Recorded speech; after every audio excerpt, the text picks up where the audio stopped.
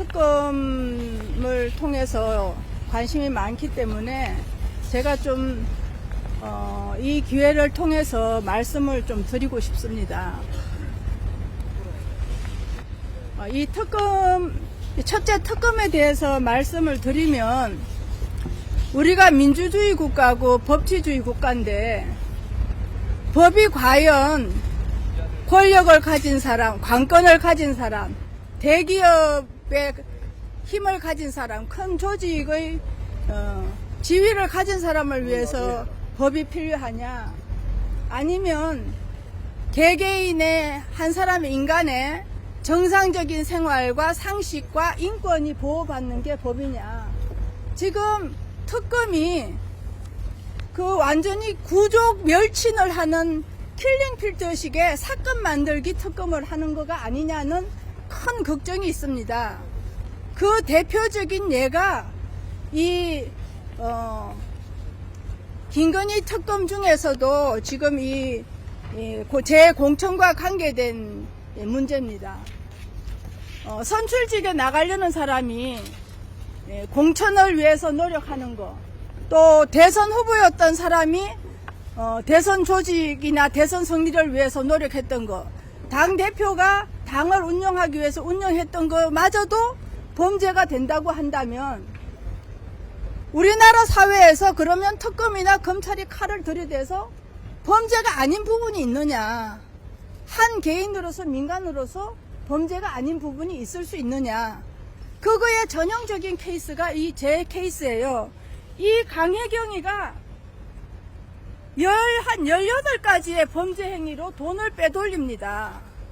돈을 빼돌리고는 그거를 갖다가 지금 무마하기 위해서 공천 개입이라든지, 지금 김건희 여사의 여론조사 관여해서 대선 개입 뇌물죄라든지 하는 그런 얘기가 있는데, 김대엽은 병력비리 1개를 했어요.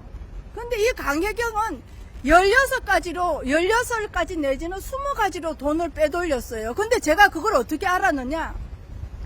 구속돼서 구치소에서 수사 기록을 받아보고 알았어요. 그런데 저한테 정인도 접촉하지 마라. 그래갖고 지금 제 수사 기록이 한 7만 페이지 되는데 2주마다 기일을 넣는데, 저 판넬 좀 줘보세요. 지금 이 강혜경이 사건이 제가 2022년 보궐선거 하기 전에 선거 계좌에서 6,500을 빼내가요. 선거 치르기 전에. 선거 치르기 나서 환급금에서 9,700을 가져가고, 또 현금으로 1억 400, 정치 자금에서는 현금을 단돈 10,000원도 못 빼요. 현금을 1억 44만 원을 가져가요. 그리고 또 무슨 공보물로 허위 세금 계산서를 해서 6천만 원을 가져가요. 그런데 나한테 선거 때 쓴 비용이라고 거짓말해갖고 9천만 원을 가져가고 4,500을 가져가요. 그런데 국회 운영비 계좌가 있어요. 국회 운영비 계좌에서도 2천만 원을 가져가요. 그래갖고 선거법 내지는 정치자금법에 있을 수 있는 거라고는 다 했어요. 근데 이 사람이 지금 오늘 특검이 뭐냐면, 이 강혜경이가 그 한겨레 TV 20일하고 한겨레 TV에서 얘기하는 게, 디자인 당당이라는 자기 독자적인 사업체를 가지고 30억을 벌어들였다는 거예요. 그럼 이 30억이 뭐냐가 규정이 돼야 이 30억 중에 3억 7천만 원이 여론조사로 들어갔다는 거예요. 그러면 이 강혜경의 이 30억이 뭐냐, 그 속에서 3억 7천이 뭐냐, 이게 규명이 안 되고는, 그러면 이게 여론조사 된 그거가 뭐냐. 여론조사 된 거는 윤석열 대통령 캠프나 윤석열 대통령 쪽 누구도 여론조사가 된 걸 몰랐고, 저도 작년에 이 사건이 문제가 되면서 여러분들이 기사를 써서 그때서야 알았어요. 저도 옆에 있던 저도. 그리고 강혜경이하고 명태균이하고 또 이 녹취록 속에도 이 사건이 나기 전에 미래한국연구소가 이 3억 7천만 원을 썼다는 거가 녹취록 어디에도 안 나타나요. 그때까지도 이 여론조사를 한 거는 명태균, 강혜경, 김태열만 아는 사실이에요. 그러면 강혜경이가 자기가 30억을 벌었다는 거 하고 이 돈 빼돌린 것 중에, 그러면 강혜경이가 이 돈을 빼돌리면서 저한테 받아간 돈도 빼돌렸느냐 안 빼돌렸느냐, 그게 규명이 안 되고는 저희가 기소가 안 돼요.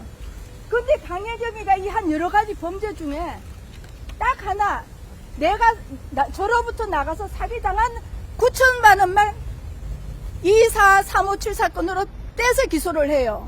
그러면서 강혜경이가 이 돈을 빼돌리냐라고 회계 업무를 전혀 안 해요. 회계 업무는 따로 기소를 하면서 또 다른 사람을 엮어요. 그러니까 저를 세 가지로 기소를 하기 위해서 제가 법률 자본한 거 따로 엮고, 동생들이 집 산 거 따로 엮고, 그리고 나서 여기 이 돈을 쭉 빼돌렸잖아요, 강혜경이가. 국회 운영 자금에서 빼돌린 건, 이거는 또 딴 사람이랑 엮어갖고 따로 기소를 해요. 진실을 통해서 제가 뭐가 문제가 위법한 사실이 있다라 그러면 대한민국 국민으로서 당연히 엄분의 처분을 받아야 되는데, 한 범죄자가 이런 범죄 행위를 했는데 이 중에 범죄 행위를 한 제가 피해자예요. 그 중에 피해받은 거 한 개를 따로 다른 사람이랑 엮어서 기소하고, 그러니까 완전히 저를 세 가지로 기소하기 위해서 옆에 있는 어떤 사람들까지 기소를 하는 거예요.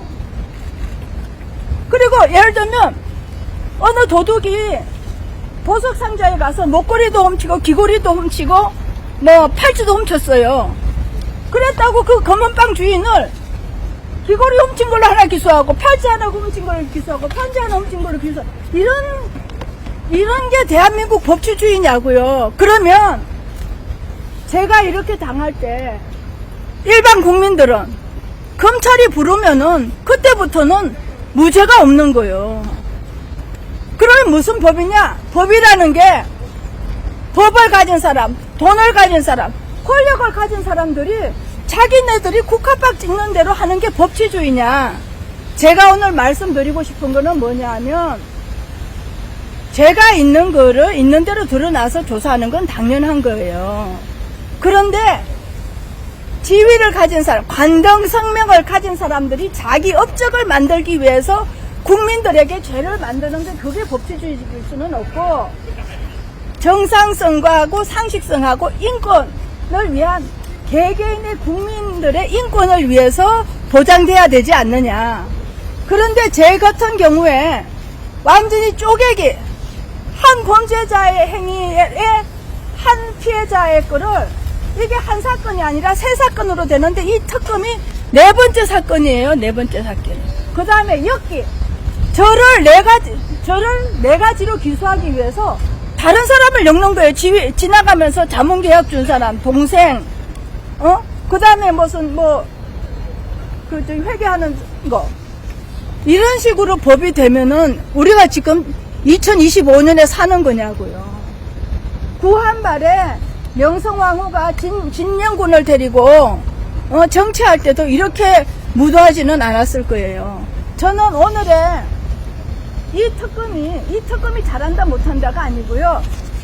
이 법치주의가 아니라 이 살법주의, 그리고 이게 최종적인 책임은 어디 있냐면 법원의 판사들한테 있어요. 검사들이 무리할 수는 있어요. 검사들은 그리고 검사들이 무리한 거를 최종적으로 시정할 수 있는 사람은 누구냐? 판사들이에요, 판사들. 근데 판사들이 어떠냐? 제가 좀 과격하게 얘기하면 국민의 등 뒤에서 총질하는 사람들로 바뀐 거예요. 적극적으로 대한민국 국민이 선진 법치주의 국가로서 뭐를 보장받아야 되는지를 얘기하지 않아요. 그래갖고 제가 구속이 됐어요. 제가 무죄를 했는데 사건 기록이 이만해요. 이만한데 사건 기록이 반이 여러분이 쓴 언론 기사예요. 여러분들이 언론을 쓸 수는 있어요. 그런데 그 진실을 규명하는 게 사법부인데, 언론들이 쓴 걸 가지고 제 죄를 규명을 하는 거예요. 그래갖고 일부 이 변호사들이나 법조인들이 그래요. 요즘 판사들은 법을 들여다보고 증거나 사실을 들여다보는 게 아니라 언론이 쓰는 대로 따라간다는 거예요. 여러분들이 얼마나 중요한지 아시겠어요? 여러분들이 쓰는 대로 따라간다는 거예요. 예. 그런 얘기고, 두 번째는 오늘 특검이 하는 이제 뭐 공천 이 관계에서 제일 문제가 되는 게 뭐냐면, 강혜경이가 이제 일부는 미래한국연구소로 돈을 들이고 일부는 따로 딴 주머니를 차요. 디자인 당당을 통해서. 그래갖고 그 30억을 만들어서 썼는데, 그 30억의 성격 속에서 이 3억 7천이 뭐냐. 그게 규명이 안 되고는 그러니까 이거를 이 전체의 성격이 뭐냐를 떠나갖고 파편적인 걸 갖고 죄를 만들면 안 된다는 거예요. 그게 법치주의는 아니지 않느냐는 거예요. 그리고 뭐 수사를 성실하게 받기 위해서 다 말씀드리는 건 그렇지만, 그 여론조사를 80여 건을 하고 3억 7천만 원어치를 했다는 거는 2024년 10월에 언론인들이 언론에 내기 전까지는 그 명태균, 강혜경, 김태열 세 사람 말고는 몰랐어요. 주변에 있는 사람들도. 여러분들도 그 녹취록이나 이런 거 다 구하셨을 거예요. 그 안을 쭉 보면요, 뭐 여론조사를 몇 건에 얼마나 했다는 게 한마디도 없어요. 네. 자, 그리고 질문 있으시면은 몇 가지만 받겠습니다. 오늘 조사 앞두시고 계신데 뭐 어떤 얘기 주로 좀 하실 건지. 지금 얘기한 거, 강혜경이가 이제 디자인 당당하고 미래한국연구소를 가지고 30억을 벌어들였는데 3억 7천은 그 중에 일부예요. 그러니까 자기네들이 영업을 하는 과정에서 돈이 왔다 갔다 한 거다. 두 번째는 그 여론조사를 뭐 80여 건 하고 뭐 3억 얼마를 했다는 거는 2024년 10월에 이 사건이 문제되기 전까지는 녹취록을 보나 또 여러 가지 주변의 정황을 보나 주변 사람들이 전혀 몰랐어요. 자기네들이 일방적으로 그걸 한 거예요. 또 질문 있어요? 질문 있어요? 윤상현 의원이 윤 전 대통령이랑 공천 관련해서 직접 통화했다 이런 취지로 진술하셨는데 어떤 입장이신지. 그거는 저는 모르는 일이고, 저는 저대로 이제 굉장히 그 공천 받기 위해서 여러 가지 재PR을 하고 또 그 신청 지원서도 내고, 또 평소에 제가 활동을 많이 했어요. 예.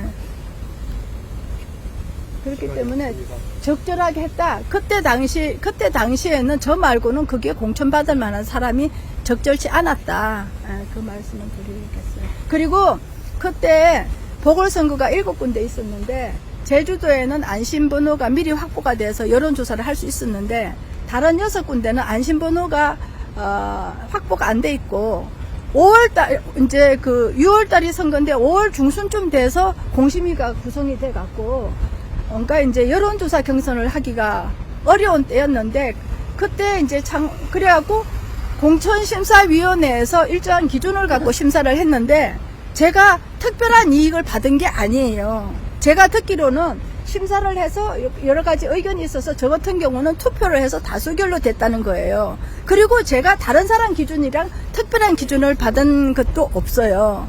예, 그리고 그 지역에서는 그때 당시는 제가 가장 압도적이었다. 그 여러 가지로. 그러니까 제 입장에서 얘기하면 다른 사람들을 주기가 좀 애매한 상황이었어요. 또 있어요? 예, 꼭 필요한 분은 10시까지 조사한다니까 10시까지 기다리시면 그때 얘기를 합시다. 들어갈게요. 예. 자, 들어가겠습니다. 이건으로 대검찰청과 창원지방검찰청에 5회에 걸쳐서 고소고발을 했는데 아직 조사하려고 시간도 안 남았습니다. 그러니까 보도자료가 필요하신 분은 보도자료 이 자리에서 배포하도록 준비되어 있습니다. 자, 이제 갈게요. 뭐또 끝나고 하실 얘기 나서 있으세요? 보도자료 됐어요. 드리겠습니다.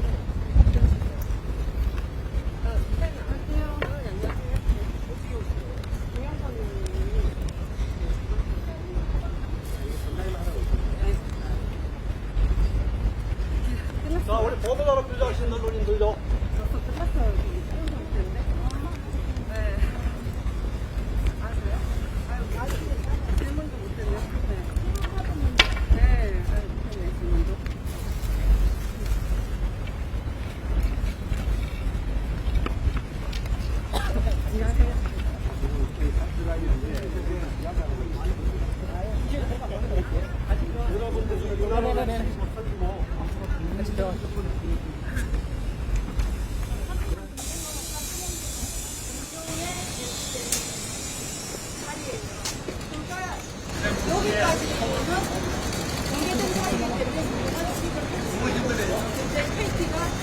자기가 개인적이다.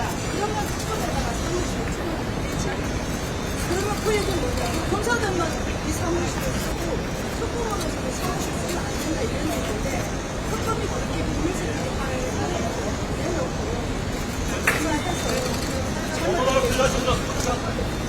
잘못되지 않는 게 있으면 보고를 해줘야 돼요.